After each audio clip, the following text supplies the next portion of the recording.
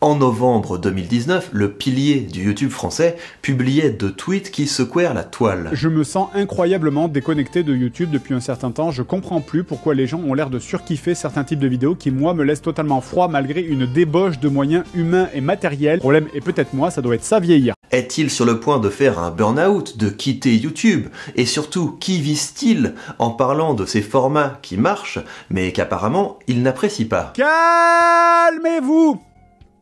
Bonjour, déjà, bonjour à tous, mais calmez-vous! Suite à l'agitation suscitée par ces tweets, Fred, le joueur du grenier, publiait une vidéo d'explication « YouTube m'ennuie » où il partageait son mal-être. Et c'est ça qui me gêne du coup, c'est cette sensation que beaucoup trop d'entre nous sont devenus des genres de bergers qui font tout pour attirer les moutons dans notre champ plutôt que dans le champ voisin, quoi. Alors on est là, on applique les strates pour faire venir les moutons, parce que nos moutons on les aime, on leur donne à manger, on leur donne à boire, on les brosse, on joue avec.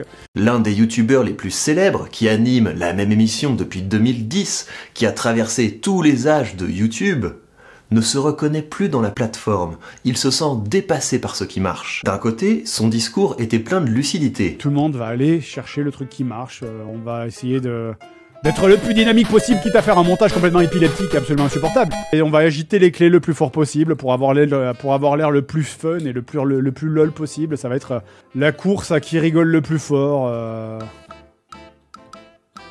Moi je sais pas, ça me fatigue.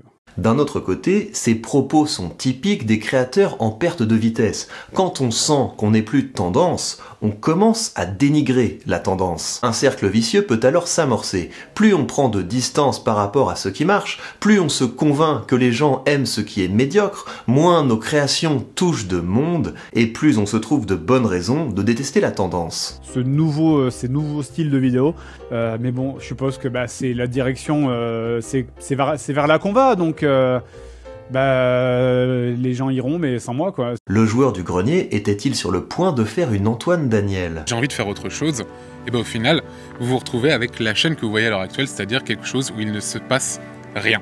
Il ne se passe strictement rien du tout, parce que je n'arrive à rien, et mon moral est en train de descendre. En fait, non. Les années ont passé et le joueur du grenier a continué de faire son émission. Et c'est ça l'événement. Ce qui devrait nous surprendre, ce n'est pas qu'un créateur éprouve de la lassitude. Ce qui devrait nous interroger, c'est comment est-il possible qu'il soit encore là après autant de temps et alors même qu'il éprouve autant de réticence à évoluer. Répondre à cette question va nous permettre de poursuivre la réflexion que nous avions engagée sur la création dans ces vidéos. Mais cette fois, nous risquons de partir loin. Très loin.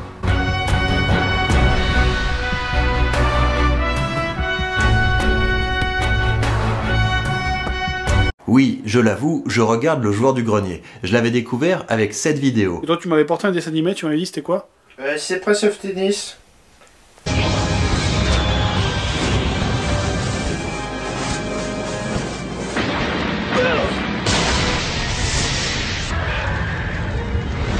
Et depuis, j'ai tout regardé et je n'ai jamais raté un épisode. Et ce alors même que je n'ai pas tenu une manette depuis 10 ans. Mais quand j'entends cette musique et quand je vois ce générique, il se passe quelque chose. Ce sentiment, vous le connaissez aussi, et toute la question sera de savoir s'il s'agit d'un antidote ou d'un poison. Mais d'abord, le joueur du grenier, pourquoi ça marche ? Le concept du joueur du grenier, c'est un homme dans une chambre d'adolescents qui peste contre des jeux des années 90. Et ce n'est un secret pour personne, mais ce concept, il l'a emprunté à un YouTuber américain, The Angry Video Game Nerd. Do not play this game. La ressemblance est frappante, tant au niveau du choix des sujets que au niveau de la manière dont ils sont traités. Il fait beau, les gens se promènent, les enfants essayent de t'assassiner, les femmes te tabassent, les gens en costard font des attentats à la bombe, les animaux t'agressent, les oiseaux te chient dessus. Ah, I'm getting pwned by Billy Pwns. I'm getting charged by women in pink dresses. I'm getting mutilated by rabid dogs and pissed off cats. Et c'est là qu'il faut faire bien attention avant de juger un créateur.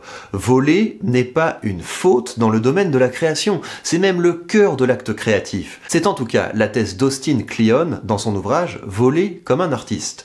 Il part de l'idée, d'ailleurs guère originale, qu'il n'y a pas d'idée neuve. Un bon artiste sait que rien ne sort de nulle part. Toute œuvre de création s'appuie sur ce qui l'a précédé.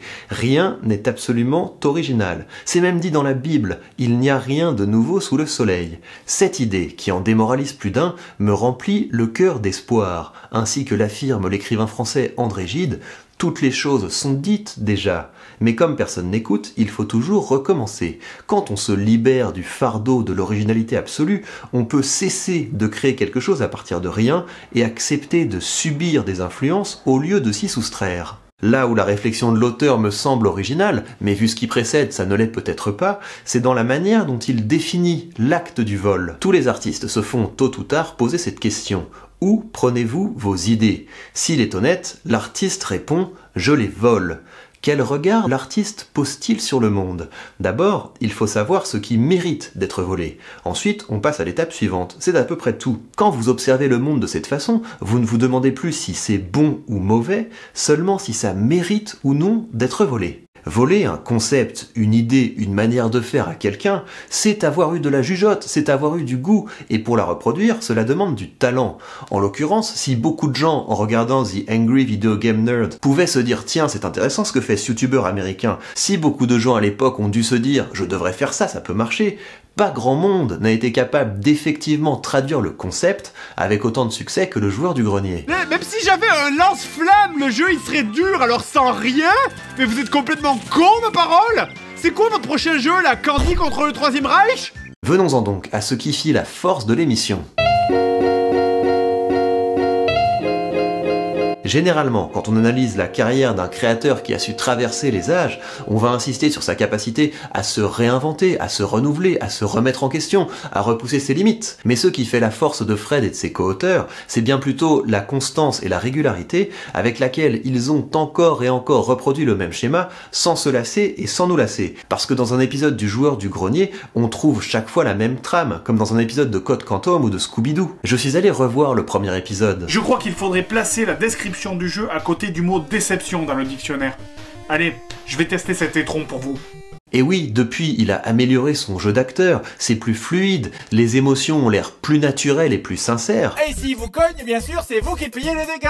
Il conduisait en zigzag en marche arrière sur l'autoroute, on peut pas dire au moins qu'il y a une faute partagée sur le constat? Les phases de test sont insérées dans des courts-métrages à la narration plus complexe, mais ce qui frappe surtout, c'est à quel point un épisode du Joueur du Grenier ressemble à un autre épisode du Joueur du Grenier. Vous allez trouver, au long de l'épisode, les mêmes types de blagues. Vous allez avoir des sketchs pour souligner l'absurdité scénaristique des jeux testés. Dans ce jeu, on incarne les moniteurs du camp de vacances qui, face à la présence d'un tueur en série sur le camp, décident de faire la seule chose logique à faire: allumer toutes les cheminées du camp. Non, sans déconner, c'est ce que le jeu te dit de faire. Oh non, la lumière douce est tamisée d'un feu de cheminée. Vous allez avoir des tirades sur la jouabilité honteuse. Expliquez-moi comment je suis censé monter tout l'immeuble alors que chaque fois que je dois tourner, mes personnages font un putain de créneau et que les ennemis vont plus vite que moi. Oh, comme je hais ce jeu. Vous allez avoir des tirades sur le niveau de difficulté aberrant. Donc, Jason va littéralement aller tuer tes vies pendant que tu les joues pas. Non mais qu'est-ce que vous dites de ça? Je veux dire, pour prendre un exemple, c'est comme si dans, je sais pas moi, Sonic, t'avais un ennemi qui allait te poutrer tes vies dans le menu pendant que tu joues. Je veux dire, est-ce qu'un jeu peut te la mettre plus profondément que ça? Vous allez avoir un crescendo dans l'énervement de Fred jusqu'à l'explosion finale. Ah! En plus, je suis obligé d'attendre que l'araignée soit bien tout en haut pour passer. Sauf que là, c'est la guerre civile. C'est complètement la guerre, merde! On ajoute à cela un petit twist avant ou pendant le générique de fin.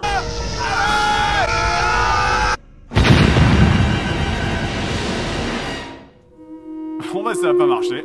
Je démissionne. Et on saupoudre le tout de références à la culture populaire. Ouais, ça donne pas du tout envie d'éteindre instantanément la console.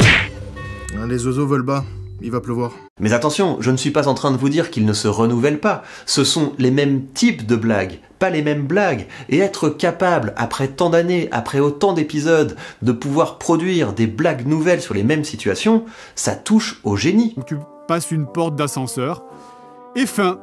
Voilà. Ça s'appelle le mode facile, pas le mode à moitié.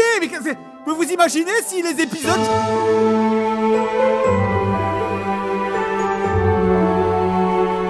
Sachez qu'on a vraiment envisagé de finir l'épisode comme ça. Après tant d'années, il parvient encore à me surprendre et à me faire rire, alors qu'un épisode du Joueur du Grenier ressemble toujours autant à un autre épisode du Joueur du Grenier. Vous allez sûrement rester comme un con à taper dans le vide vu qu'aucun bouton ne permet de les ramasser avant de réaliser qu'il fallait acheter un pieu bien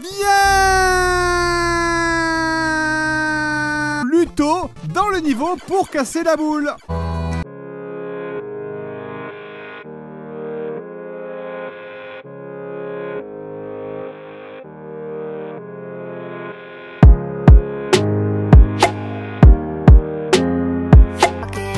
C'est ça qui est agréable, c'est ça qui est réconfortant, d'autant plus que même à notre époque où on peut déclencher une polémique avec n'importe quoi, il continue à faire les mêmes blagues risquées qu'à ses débuts.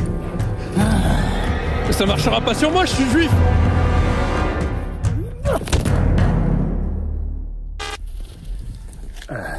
Alors, juste pour dissiper un malentendu, je le tue uniquement parce que c'est un vampire. C'est ça, le Joueur du Grenier. C'est comme un jour sans fin. C'est la certitude de retrouver le même cadre, la même ambiance, la même plongée dans notre enfance. Et ça, c'est bon, mais est-ce pour notre bien ? Il est temps que je vous fasse une seconde confession.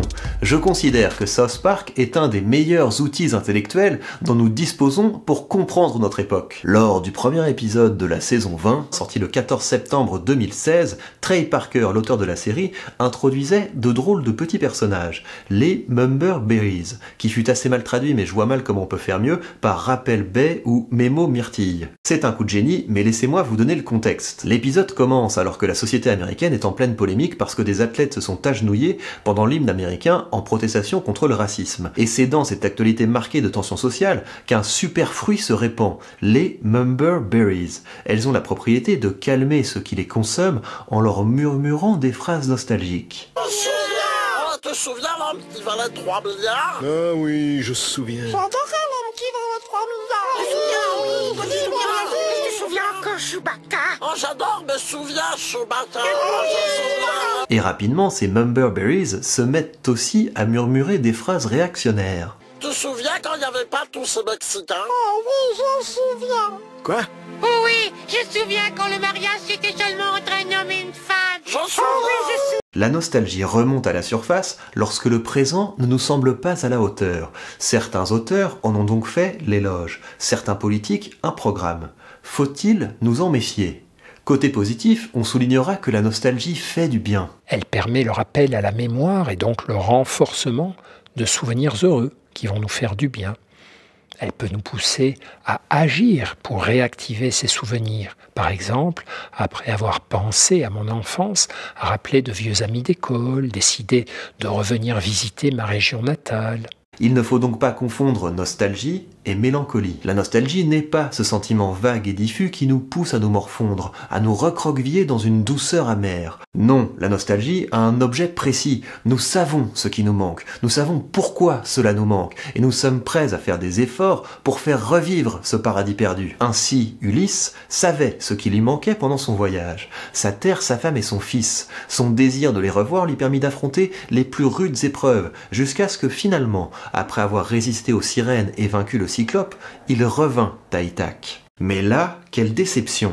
C'est en tout cas l'interprétation qu'en donne Vladimir Yankelevitch dans un texte que je vais vous lire. Le voyageur revient à son point de départ, mais il a vieilli entre-temps. S'il s'était agi d'un simple voyage dans l'espace, Ulysse n'aurait pas été déçu. L'irrémédiable, ce n'est pas que l'exilé ait quitté sa terre natale. L'irrémédiable, c'est que l'exilé ait quitté cette terre natale il y a 20 ans. L'exilé voudrait retrouver non seulement le lieu natal, mais le jeune homme qu'il était lui-même autrefois quand il l'habitait. Ulysse est maintenant un autre Ulysse, qui retrouve une autre Pénélope. Et Ithaque aussi est une autre île, à la même place, mais non pas à la même date. C'est une patrie d'un autre temps. L'exilé courait à la recherche de lui-même, à la poursuite de sa propre image et de sa propre jeunesse. Et il ne se retrouve pas. Et l'exilé courait aussi à la recherche de sa patrie. Et maintenant qu'elle est retrouvée, il ne la reconnaît plus. Heureux qui, comme Ulysse, a fait un beau voyage, mais n'en déplaise à Du Bellay, je me demande s'il en a profité. Obsédé qu'il était de son désir de revenir dans le passé, avait-il les yeux ouverts et l'esprit disponible aux curiosités? Probablement pas, et c'est bien dommage quand on sait que son voyage lui a pris presque toute une vie. À vous maintenant de décider où vous allez poursuivre la vôtre. Est-ce dans le passé ou aujourd'hui ?